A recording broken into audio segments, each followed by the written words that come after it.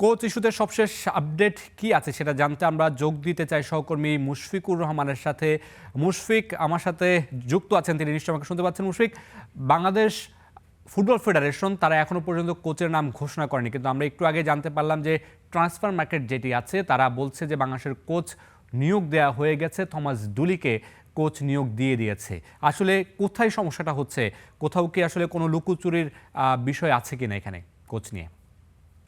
লুকোচুরি বলতে আপনি যেমন বলছেন ট্রান্সফার মার্কেট বলছে আমাদের বাফুফেতে আমরা যারা ফুটবল সংবাদ সংগ্রহ করি প্রতিদিন এবং আমাদের সঙ্গে যাদের কথা হয়, বিশেষ করে আমাদের যারা সোর্স রয়েছেন তারাও কিন্তু একই কথা বলছেন এবং তারা বলেছেন যে এরই মধ্যে চুক্তিটা নাকি সম্পূর্ণ হয়ে গেছে।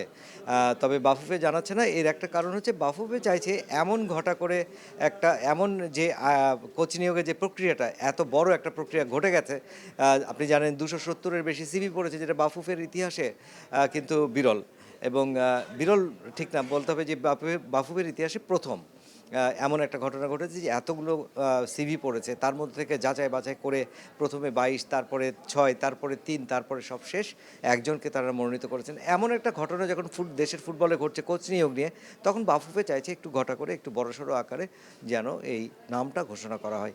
আমার কাছে এমনটাই সংবাদ রয়েছে যে ফুটবল ফেডারেশনের সভাপতি তাবিদ আওয়াল তিনি এই নামটা ঘোষণা করতে চান এবং সেদিন গণমাধ্যম কর্মীদের রীতিমতো দাওয়াত করেই এটা জানানো হবে।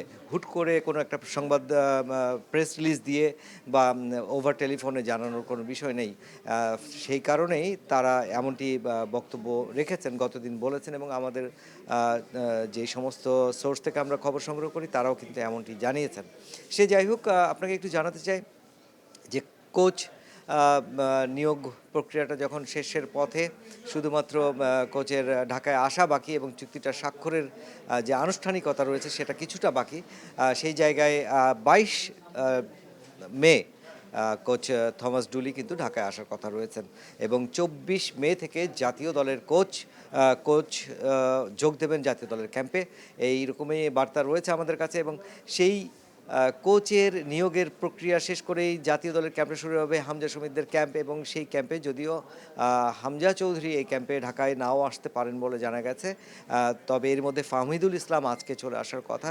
সেই সাথে অন্যান্য ফুটবলাররা কিন্তু 24 তারিখ নির্ধারিত ক্যাম্পে যোগ দেবেন এবং সামনে যে সান ম্যারিনোর যে মিশন বাংলাদেশের জন্য, ইউরোপের কোনো দেশের সাথে প্রথম খেলা, এই মিশনটা তারা ভালো করতে চান। যদিও দেশটার নাম শোনা যায় ছোট, দেশটা আকারে ছোট। একটা বিষয় জানতে চাইবো, আপনি বলছিলেন যে 22 তারিখে কোচের আসার কথাও রয়েছে ঢাকায়, তার মানে কি কোচ আসার পরে আসলে কোচের নামটা ঘোষণা হবে? হাতে আপনার সময় একেবারেই নেই, 24 তারিখে ক্যাম্পও আছে। কোচ আসলেই যে তার নামটা ঘোষণা হবে বিষয়টা তেমন নয়। আমরা জেনেছি, কিছুটা আভাস পেয়েছি যে আজকেও কোচের নাম ঘোষণা করা হতে পারে এবং সেটা যে কোনো সময়ে হতে পারে। তবে আমার কাছে কেন জানি মনে হয় যে কোচ আসলে কোচকে সঙ্গে নিয়ে যদি নামটা ঘোষণা করা যায়, সেটাও হয়তো একটা পরিকল্পনা থাকতে পারে বাফুফের। অথবা আজকে রাতের মধ্যে কোচের নাম ঘোষণা করে কালকে নতুন কোচকে দিয়ে একটা সংবাদ সম্মেলন করাতে পারেন বাফুফের সভাপতি, এমনটা জানা গেছে। আসলে এটা সব কিছু নির্ভর করছে পরিস্থিতির উপর, যে কোচ কখন এসে পৌঁছাচ্ছেন এবং একটা চুক্তি যদিও অনলাইন একটা কথাবার্তা ফাইনালি হয়, কিন্তু আনুষ্ঠানিকভাবে কাগজে কলমে একটা চুক্তি স্বাক্ষরের পর্ব তো থেকেই যায় এবং সেটা নিঃসন্দেহে বাফুফে ভবনেই হবে বলে আমরা মনে করি।